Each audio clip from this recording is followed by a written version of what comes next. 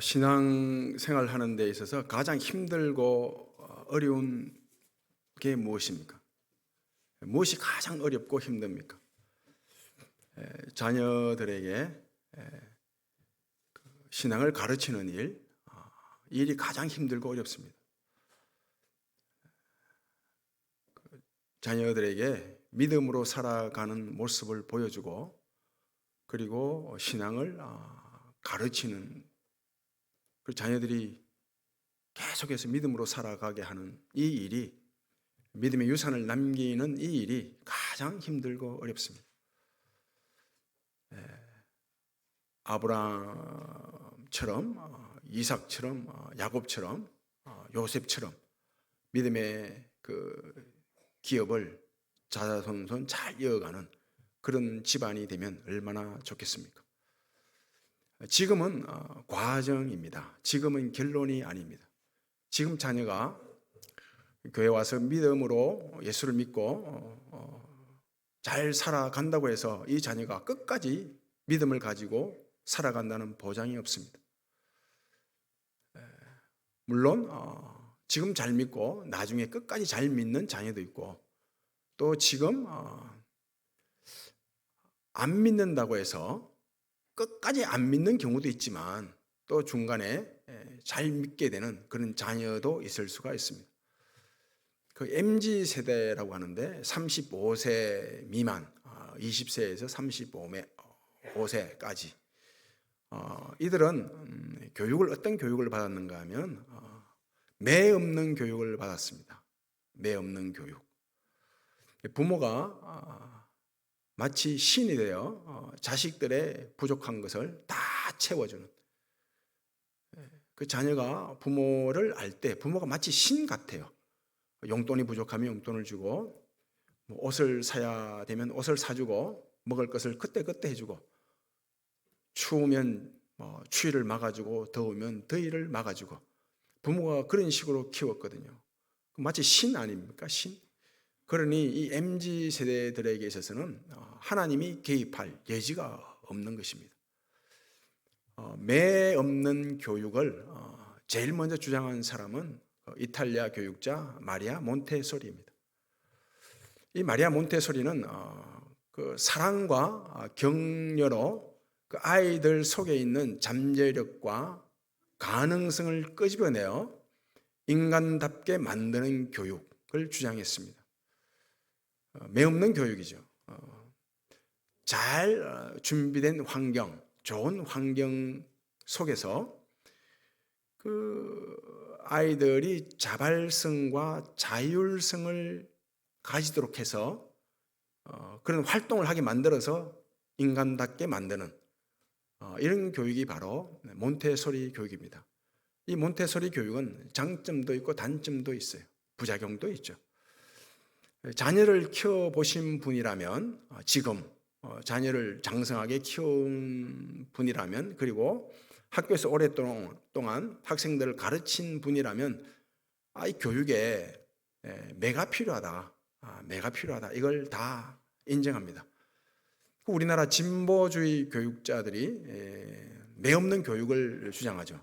학생 인권 조례를 만들어서 매를 절대 못 되게 하는, 매 되면 난리가 나는 그런 교육을 시키고 있습니다. 지나고 보면 매가 필요하다 다 인정한다고요. 부모들도 교사들도 매가 없으면 안 된다, 매가 필요하다 다 인정하는데, 내 자녀에게 매되는 것은 용납이 안 됩니다.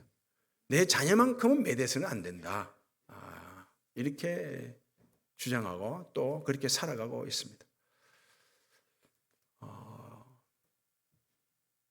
매는 아픔이죠. 매는 고통입니다. 매는 시련입니다.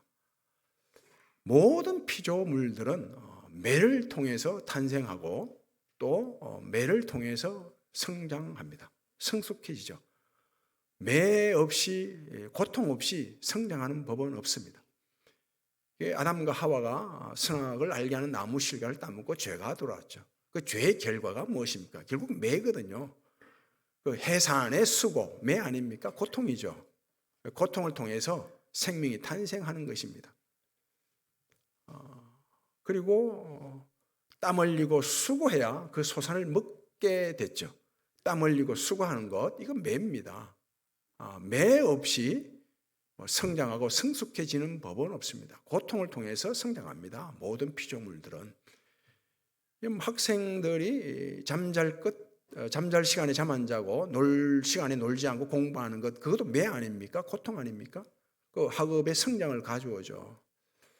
매가 필요합니다. 매를 통해서 성장한다고요. 매가 없이는 철들지 않습니다. 매가 필요한데 이 매를 누가 대냐 이것입니다. 누가. 부모가 집에서 전혀 부모 구실을 못합니다. 그런데 애가 제대로 못 살아간다고 해서 매를 들면 이건 오히려 더 큰 문제가 생깁니다. 부작용이 더 크게 생기죠. 그러나 부모가 자기 구실을 잘합니다. 자녀들이 부모를 공경해요. 그럴 때 자녀가 엉뚱한 길로 갈 때 매를 대면 그 매를 통해서 자녀들은 성장하고 성숙해지고 철이 드는 것입니다. 로마서 8장 말씀이죠. 1절 2절 말씀인데, 그러므로 그리스도 예수 안에 있는 자에게는 결코 정죄함이 없나니 이는 그리스도 예수 안에 있는 생명의 성령의 법이 죄와 사망의 법에서 너희를 해방하였습니다. 예수를 믿으면 정죄가 없습니다. 심판이 없습니다. 그 어떤 죄에 대한 대가, 벌이 없습니다. 예수를 믿으면 없습니다. 예수님께서 십자가에서 이미 다 가져가셨기 때문입니다. 정죄함이 없고 심판이 없고 대가가 없고 벌이 없습니다. 대신 뭐가 있습니까? 매가 있을 뿐입니다. 매. 이 매를 대시는 분이 하나님이신데 이 하나님이 전능하신 분이죠. 참 좋으신 분입니다. 더할 나위 없는 분입니다. 좋으신 하나님, 전능하신 하나님이 매를 대니까 이 매가 우리를 성장시키는 것입니다. 성숙하게 되죠. 신앙의 철이 되는 것입니다. 히스기야 왕이 죽을 병에 걸렸습니다. 하나님께 엎드리고 하나님과 오랫도록 심정을 통하고 마침 하나님께서 은혜를 베푸사 이 죽을 병에서 낫게 되죠. 15년을 더 살게 됩니다. 이 15년을 더 살게 되었을 때 얼마나 기뻤는지 모릅니다. 기쁘죠. 죽다 살아났는데 얼마나 기쁘겠어요. 그래서 몸도 건강해졌다. 몸이 굉장히 건강해졌다고 해서 이제 또 아내를 맞이하게 됩니다. 그 아내가 바로 오늘 본문에 나오는 헵시바입니다. 이 아내 이름이 기쁨이라는 뜻이에요. 헵시바가 기쁨. 얼마나 기뻤으면 이름이 기쁨인 여자를 아내로 맞이했을까요? 그 15년을 더 살게 되는데 3년쯤 살게 됐을 때 아들을 낳습니다. 그 아들이 므낫세입니다.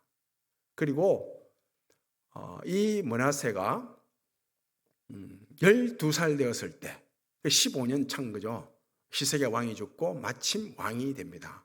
므낫세가 왕이 되었는데 무려 55년간 왕의 자리를 지키게 됩니다.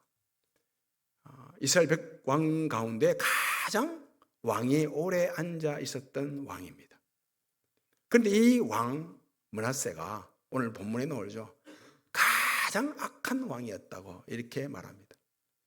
가장 오래 산 왕위를 오래도록 지킨 왕인데 다윗의 길과는 정반대의 길을 간 가장 악한 왕이었다 이렇게 말합니다.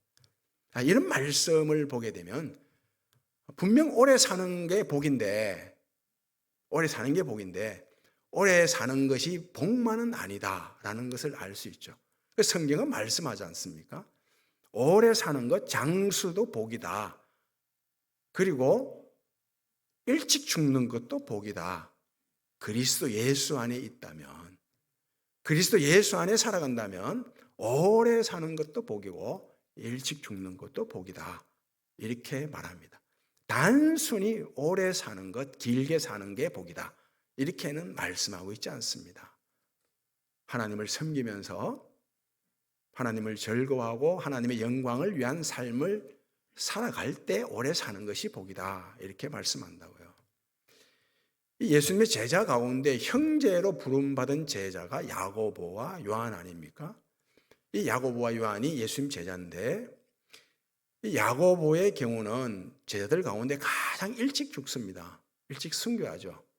이게 하나님 복이라고 말씀하죠. 그런 반면에 형제 요한은 다른 제자들보다 2배로 오래 sab니다. 굉장히 오래 살아요. 100살 이상 살아요. 이것도 복이라고 말씀하죠. 그래서 오래 사냐, 좀 일찍 죽냐, 이보다 더 중요한 것은 내가 그리스도 예수 안에 살아가냐, 이것이 본질이고 더 중요한 것입니다. 그럼 세례 요한이 처음 태어날 때 하나님께서 말씀하셨죠. 이 세례 요한이 태어나는 것이 사가랴 너희 집안에 큰 기쁨이 될 것이다.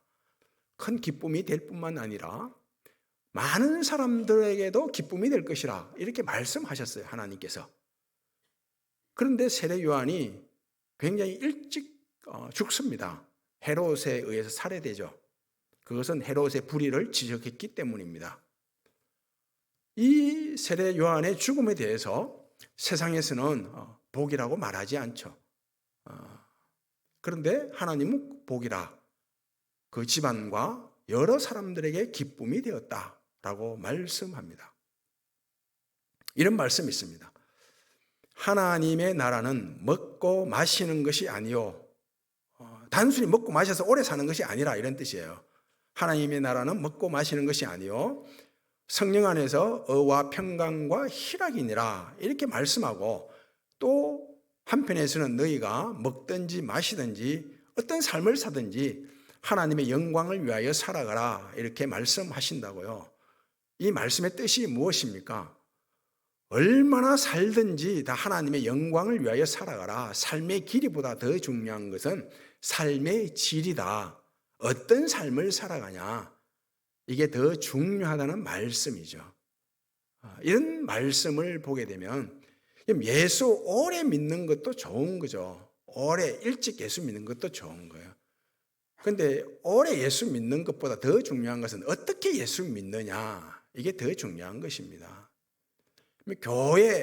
교회를 오래 다녔다, 이것보다 더 중요한 것은 교회 다니면서 어떻게 신앙생활을 했냐, 이게 더 중요한 거죠. 내가 직분을 오래 가졌다, 이거보다 더 중요한 것은 이 직분을 통해서 얼마나 하나님 나라를 위해서 희생하고 헌신했냐, 이게 더 중요한 것입니다. 목회를 오래 했다, 그보다 더 중요한 것은 어떤 목회를 했냐, 이게 더 중요한 것입니다. 단순히 삶의 길이보다 더 중요한 것은 삶의 질이다. 하나님 나라와 영광을 위하여 살아갔냐, 이 삶의 질이 더 중요하다, 이것을 말씀합니다. 이 히스기야 왕은 정말 탁월한 왕이었습니다. 훌륭한 왕이었죠. 이 다윗과 비교될 정도로 훌륭한 왕이었습니다. 그의 아버지, 할아버지, 조상들이 만든 모든 신상들을 다 부수고 무너뜨리고, 그리고 유월절을 회복하고 종교 개혁을 하고, 이스라엘 백성들이 우상으로 섬겼던 놋뱀까지 깨부수고, 아세라 목상을 없애고 바알 제단을 다 헐어버리고, 아수르를 배반하고 하나님만 의지하고 하나님과 함께 했던 왕입니다. 이 왕이 죽을 병에 걸려서 병이 낫게 되고, 그러니 얼마나 기쁘고 좋습니까? 그런데 잠시 절대 신앙을 놓쳐버리죠. 분명 하나님을 자랑하고 하나님을 사랑했고, 그리고 더불어 하나님이 주신 것을 자랑하죠. 그래서 이방인들에게 왕궁과 성전의 모든 진귀한 보물들을 다 보여주고 굉장히 우쭐대지 않습니까? 하나님을 자랑하고 하나님을 사랑하고, 하나님이 주신 것도 사랑하고 주신 것도 자랑하죠. 하나님을 향한 절대 신앙을 잃어버린다고요. 은혜를 잊어버리고 절대 말씀을 떠나게 돼요. 대부분의 그리스도인도 그렇고 이스라엘 왕들도 그렇습니다. 하나님을 전적으로 버리고 세상을 사랑했던 왕 그리고 그리스도인은 없습니다. 하나님을 버리고 세상만 사랑하면 여기 앉을 이유가 없죠. 여기 앉아서 예배드릴 이유도 없습니다. 하나님도 사랑하고 세상도 사랑하는 것입니다. 히스기야 왕이 그랬다고요. 그러자 뭘 놓쳐버리는가 하면 이 아들에게 믿음의 유산을 남기는 일을 놓쳐버립니다. 방심했죠. 하나님이 알아서 하시겠지. 때가 되면 하나님을 잘 섬기겠지. 예수 잘 믿겠지. 소홀히 했다고요. 소홀히. 방심했어요. 이게 히스기야의 실수죠. 착각이기도 하고.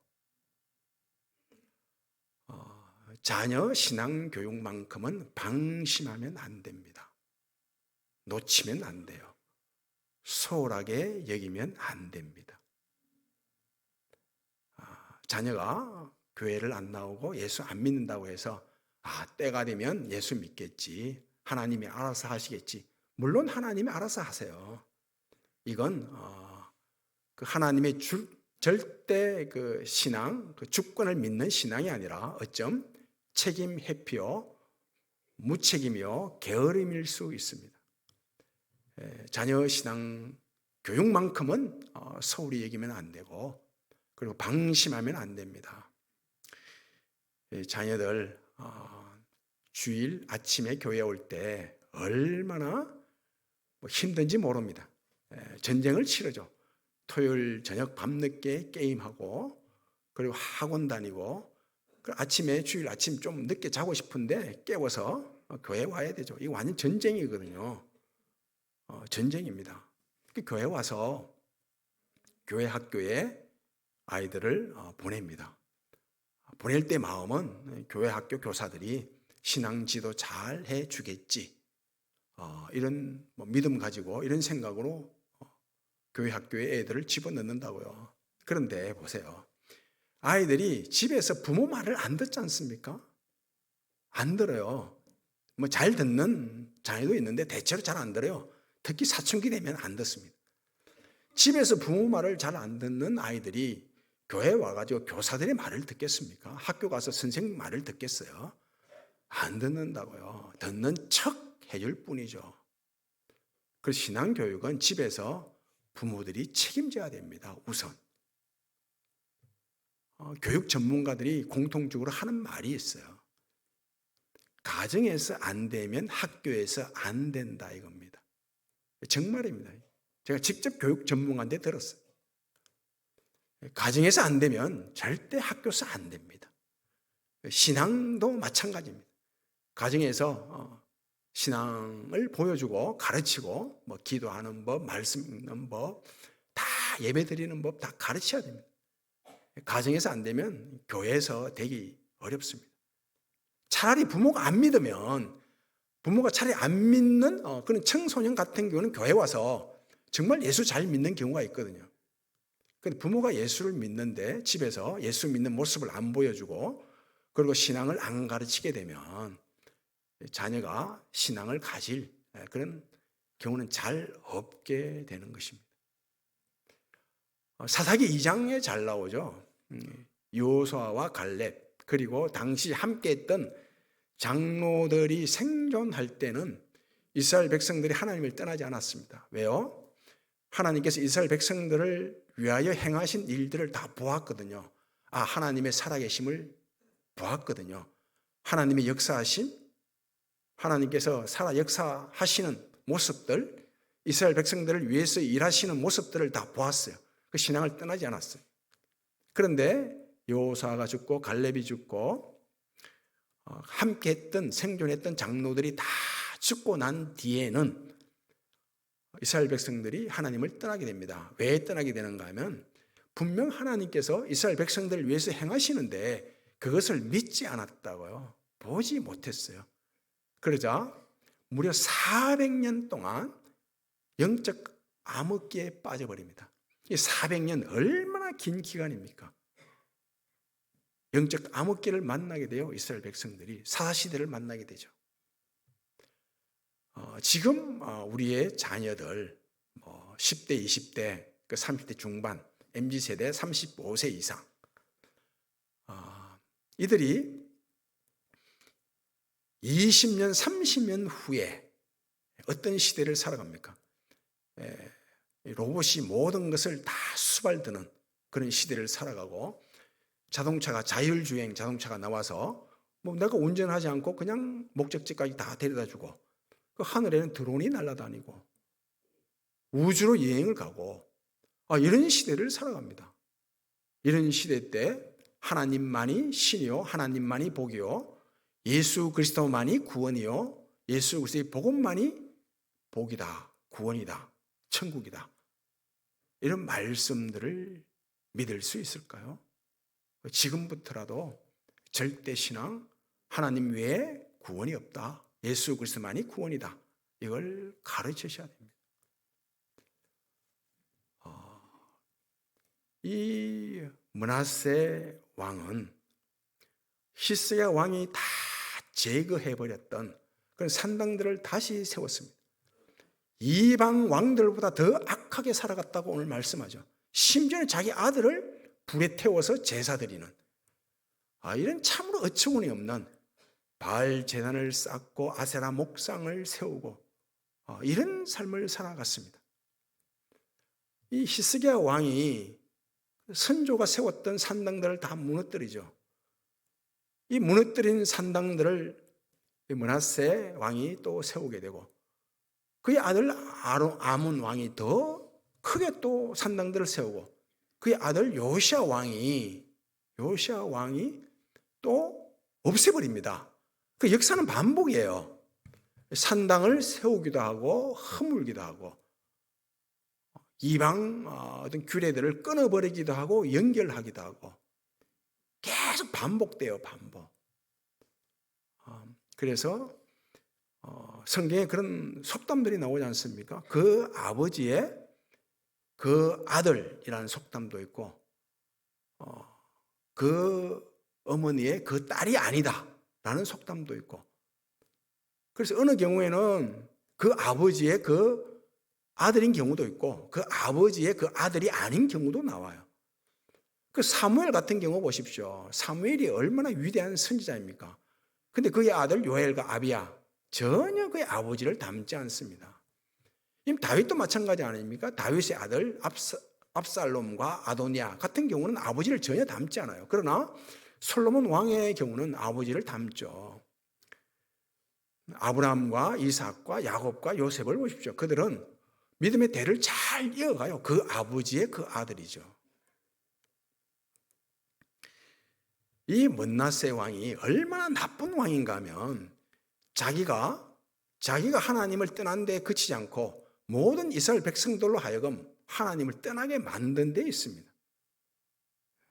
죄를 짓는 그 사람보다는 그 죄 지은 그 사람이 다른 사람을 더 죄 짓도록 만드는 거, 부추기고 선동하는 거 이게 더 나쁘죠. 죄 지은 사람보다는 다른 사람으로 하여금 죄 짓도록 만드는 선동하고 충동질하고 부추기는 이런 사람이 더 나쁘다고요. 이런 의미에서 보면 지도자가 정말 중요한 거죠. 정치 지도자도 중요하고 교회 지도자도 중요하고 정말 중요한 거예요. 오늘 이 본문 말씀이 우리에게 주는 교훈은 이것입니다. 왕궁 얼마나 좋은 조건입니까? 왕이면 다 가졌죠. 왕궁이면 얼마나 환경이 좋습니까? 비록 왕궁에서 왕으로 살아간다 하더라도 하나님의 은혜를 잊어버리고 말씀을 떠나고 하나님을 향한 절대 신앙 우선 여기는 이런 믿음이 없을 경우는 거지같이 살아간다 이겁니다. 그러나 아무리 가난하더라도 내 몸이 약하고 병들고 내가 좀 삶의 환경이 좀 부실하다 하더라도 하나님의 은혜를 잊지 않고 말씀을 믿는 절대 신앙을 가지고 하나님만을 사랑하는 이런 믿음을 가지고 살아가게 되면 왕 같은 제사장으로 살아갈 수 있다. 이것을 말씀하죠. 그래서 내가 매를 자처해야 됩니다. 그리고 매를 대해야 된다고요. 사랑의 매죠. 자녀들 신앙을 위해서라면 기꺼이 매를 댈 수가 있어야 합니다. 이사야 48장 10절에서 이렇게 말씀합니다. 내가 하나님께서 말씀하는 거, 내가 너희를 연단할 때는 은으로 하지 않고 세상 방법으로 하지 않고 고난의 풀무를 사용했다. 이렇게 말씀하죠. 욥기는 그렇게 고백하고 있지 않습니까? 나의 가는 길 오직 그가 아시나니 그가 나를 단련하신 후에는 내가 점검같이 나오리라. 이렇게 말씀합니다. 이 유다서 말씀을 보면 그래요. 이 육체가, 우리의 신체 육체가 병에 걸리기 참 쉽고 바이러스에 감염되기 쉽죠. 이처럼 영적 공동체, 가정과 교회도 병에 감염되기 쉽고 바이러스에 감염되기 쉽다고 말합니다. 그러면서 육체가 병에 걸리고 바이러스에 감염되면 쉽게 증상이 나타난다. 어떤 병에 걸렸다 쉽게 알 수 있대요. 그런데 영적 공동체, 가정과 교회가 영적 질병을 앓게 되고 바이러스에 감염되면 쉽게 발견 안 된대요. 발견되었을 때는 이미 늦은 경우가 굉장히 많다고 그렇게 말합니다. 제가 쉽게 푸는 거예요, 지금 말씀을. 그래서 육체가 병을 앓게 되고 바이러스에 감염되면 치료약이 필요하죠. 이처럼 영적 공동체, 가정과 교회가 병에 걸리고 바이러스에 감염되면 치료약이 필요하다고 합니다. 그 치료약이 뭔가 하면 온 구성원이, 가족들이, 부모와 자식 할 것 없이 가족들이 예수 그리스도의 자비를 향해서 예수 그리스도의 자비를 받아들일 수 있도록 가슴을 열고 마음을 열고 삶을 활짝 열어야 한다. 이렇게 말합니다. 그거밖에 없대요. 그거밖에. 온 가족들이 마음을 열고 가슴을 열고 삶을 열어서 예수 그리스도의 자비를 받아들이는 그런 은혜가 있기를 바랍니다. 마지막으로 요한 1서예요. 요한 2서입니다. 2서 말씀을 보면 사도 요한이 편지를 합니다. 한 가정에게 편지예요. 자기가 전에 복음을 전했던 가정이에요. 그 가정에 복음을 전했는데 그 가정으로부터 소식을 들어요. 어떤 소식을 듣는가 하면 부모와 자녀가 함께 진리 안에 거한다는, 진리로 행한다는 소식을 듣습니다. 부모와 자녀가 함께 진리 안에서 행한다는 소식을 듣고 굉장히 얘가 심히 기쁘다. 그러면서 축복을 하는데 어떤 축복을 하는가 하면 너희들의 영혼이 잘된 같이 범사가 잘되고 강건하기를 원하노라. 이런 축복을 해요. 우리의 가정, 우리의 교회가 부모와 자녀가 함께 진리 안에 행함으로 하나님께서 축복하기를 너희들의 영혼이 잘된 같이 범사가 잘되고 강건하기를 원한다는 이 말씀과 축복이 우리의 가정, 우리의 교회 말씀이요 축복되기를 바랍니다. 아버지 하나님 감사합니다. 하나님께서 우리를 사랑하사 우리의 믿음이 자손손 잘 이어져가 아브라함과 이삭과 야곱과 요셉처럼 하나님 나라의 기업이 풍성한 그런 집안이 되기를 원하는 것을 알아. 자녀들을 위하여 기도하고 신앙을 보여주고 또 가르치는 이 일에 전심전력 사명을 감당하는 저희들 되게 해 주옵소서. 예수님 이름으로 기도하옵나이다.